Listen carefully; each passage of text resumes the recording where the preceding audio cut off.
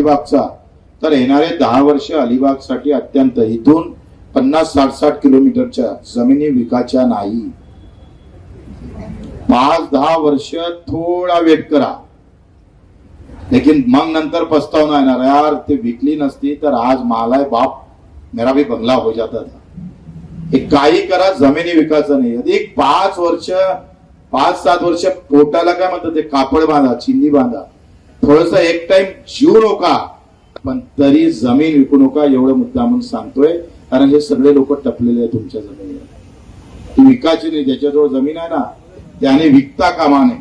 कारण आता जेव्हा हा मार्ग सुरू होईल, वसई मार्ग असेल किंवा गेटवे, कारण काय मुंबई ना तिकडल्या साईडनं फुल झालेली आहे, टोटल पॅक झाली. सगळं आम्ही पाहतो. वसई ते जरी असला तरी मुंबई चौफेर आता जाम व्हायला लागले.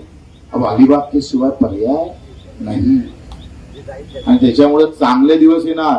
मोदीजी चांगले दिवस आणणार नाही. तुमचं डोकं चांगलं विचारा.